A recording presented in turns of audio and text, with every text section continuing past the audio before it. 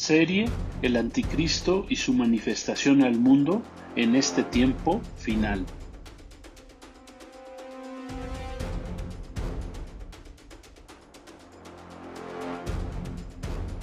El personaje llamado en la Biblia el Anticristo, aunque engañará principalmente a la nación de Israel haciéndose pasar por su Mesías esperado al firmar el pacto de falsa paz entre Israel y sus enemigos a cambio de dividir la ciudad de Jerusalén, en realidad engañará al mundo entero y poco a poco irá creciendo hasta gobernar el mundo entero durante los últimos 42 meses de la semana 70 o Día del Señor, previos al regreso de Jesucristo al mundo. Aunque el nombre Anticristo es el más utilizado para hacer referencia a este personaje, curiosamente este nombre solo aparece 3 veces en el Nuevo Testamento, en una de las cartas del apóstol Juan, escrita en el año 90 después de Cristo, poco antes de que el apóstol Juan recibiera la revelación y escribiera el libro de las revelaciones o libro del Apocalipsis. En la Biblia este personaje aparece con varios nombres que comentaremos más adelante. El significado de anticristo proviene de una palabra compuesta, anti, que significa en contra de o en lugar de, y Cristo, el ungido, el que está en contra del ungido o en el lugar del ungido. El verdadero ungido por Dios Padre en la Biblia se llama nuestro Señor Jesucristo. ¿Sabías tú que al anticristo en la Biblia se le conoce con diferentes nombres? Por lo que en esta serie te los estaremos comentando. Dice primera carta de Juan, capítulo 2, versículo 18. Hijitos, ya es el último tiempo, y según ustedes, que el anticristo viene. Así ahora han surgido muchos anticristos. Por esto conocemos que es el último tiempo. El primer tipo del anticristo al que se refiere el apóstol Juan es el espíritu del anticristo, que es el espíritu que predomina actualmente en todo el mundo. El espíritu del anticristo, que es el espíritu que gobierna y opera el mundo sin Jesucristo, es el espíritu que es anti Dios, anti su palabra, anti ser humano, anti iglesia de Cristo, anti Israel, anti la ley de Dios, anti todo lo que tenga que ver con el Dios de la Biblia. Y este espíritu que opera desde la dimensión espiritual ha operado en el mundo desde que el hombre fue engañado y cayó bajo pecado en el huerto del Edén. Es un espíritu engañador, por lo que nuestra guerra es espiritual y no es carnal, como está escrito en Efesios capítulo 6. Primera de Juan, capítulo 4, versículos 1 al 3. Amados, no crean a todo espíritu, sino prueben los espíritus si son de Dios, porque muchos falsos profetas han salido por el mundo. En esto conocerán el Espíritu de Dios.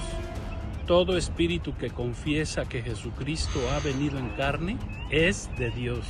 Y todo espíritu que no confiesa que Jesucristo ha venido en carne no es de Dios.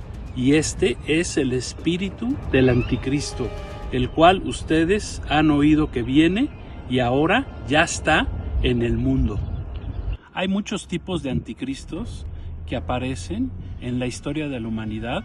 Algunos de ellos están dentro de la Biblia y algunos han aparecido en la historia humana. En la Biblia aparecen anticristos como fue Nimrod, quien fue el constructor de la Torre de Babel, el faraón, el rey de Egipto, el príncipe de Tiro, el rey de Babilonia, Nabucodonosor, Alejandro Magno, el conquistador griego, Antíoco Epífanes, la abominación desoladora, y el rey Herodes de Judea. Fuera de la Biblia encontramos como tipos del anticristo a los emperadores o césares romanos, como Julio César, Nerón, Calígula, Vespasiano, Constantino, y varios tipos de anticristos más recientes en la historia humana moderna, fuera de la Biblia, como lo fueron Napoleón, Stalin, Hitler, Mao Zedong, etc. El tercer tipo del anticristo que nos habla el apóstol Juan es el que vendrá al mundo pero ya como una persona, quien aparecerá en la escena política mundial como un ser humano extraordinario, un gran político y estadista, gobernante, un ser maligno, conforme lo describe la Biblia, que se manifestará en el tiempo final y gobernará durante 42 meses dentro de la semana 70 final, que dura 7 años. Nosotros entendemos que actualmente el anticristo ya está vivo en el mundo, pero no se ha podido manifestar porque la iglesia de Cristo todavía estamos aquí en el mundo.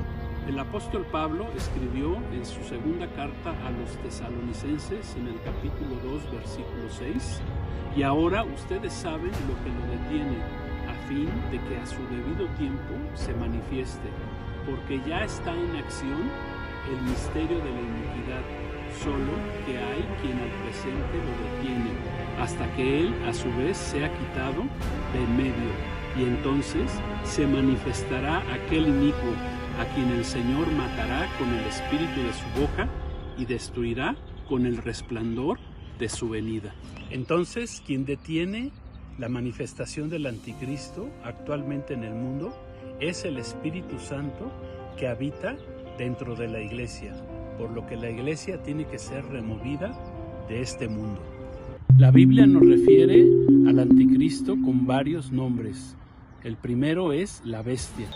Apocalipsis 13:1. Me paré sobre la arena del mar y vi subir del mar una bestia que tenía 7 cabezas y 10 cuernos, y en sus cuernos 10 diademas, y sobre sus cabezas un nombre blasfemo. En 2 Tesalonicenses capítulo 2 versículo 3 aparece el anticristo con 2 nombres: el hombre de pecado y el hijo de perdición. El verdadero Jesucristo, el Mesías verdadero, vino hace 2000 años y Él entregó su vida por ti en la cruz del Calvario. Ese es el Cristo que debemos de recibir y no caer en el engaño del anticristo que viene al mundo. Por lo que yo te invito el día de hoy que aceptes a Jesús como tu Señor y Salvador, que lo conozcas a través de la Biblia, de su palabra, y no seas engañado con el espíritu del anticristo y con el anticristo que pronto ya va a aparecer en este mundo. Por lo que yo te invito el día de hoy que aceptes a Jesucristo en tu corazón, que le pidas perdón por tus pecados, le agradezcas ese sacrificio tan tremendo que Él realizó por tu vida, ya que Él murió en sustitución tuya en esa cruz del Calvario hace 2000 años. Hagamos una oración. Señor Jesús, te doy gracias por haber ido por mí a la cruz del Calvario hace 2000 años. Ahora entiendo que tú eres el verdadero Mesías, el Mesías Salvador, que vino a este mundo a pagar por mis pecados en esa cruz. Gracias por toda tu sangre derramada en esa cruz, que moriste por mí, por mis pecados, que a través de tu sangre y a través de la fe yo puedo recibirte como mi Señor y Salvador. Gracias Jesús, te recibo en mi corazón, quiero conocerte cada día más y gracias porque sé que tú vienes y nos salvarás de los juicios que vienen sobre este mundo. Gracias porque no tenemos que ver nada con el anticristo.